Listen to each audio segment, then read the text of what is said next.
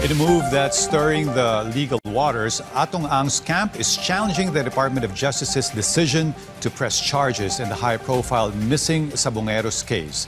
Ang's team is set to file a motion for reconsideration, claiming the accusations against him are baseless and can be disproven, as we hear from our Floyd Brenz.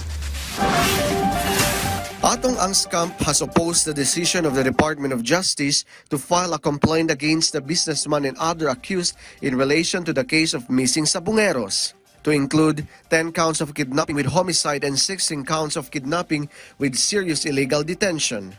According to Attorney Gabriel Villarreal, spokesperson of Atong Ang, Ang's counsel will file a motion for reconsideration to request a reversal of the resolution. Ang's camp expressed confidence that all the malicious and fake accusations made by whistleblower Julie Dondon Patidongan against Ang can be refuted.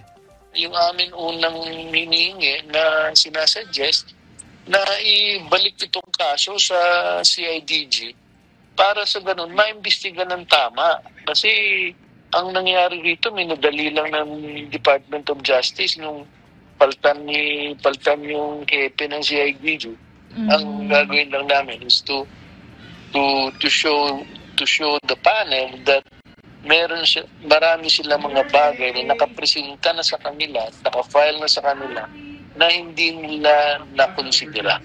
The DOJ, meanwhile, has dismissed a complaint against actress Gretchen Barreto. In its over 100-page resolution by prosecutors, the DOJ claims the evidence against Barreto is speculative and uncorroborated, or they have no basis for her involvement in the abduction of the Sabongeros. Barreto is one of those pointed out by Patidongan as part of the Pitmaster Alpha Group.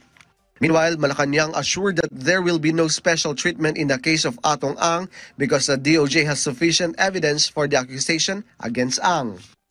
On the part of the DOJ, meron po silang resolution mismo. Resolution nagpapakita ng prima facie evidence na merong reasonable certainty of conviction.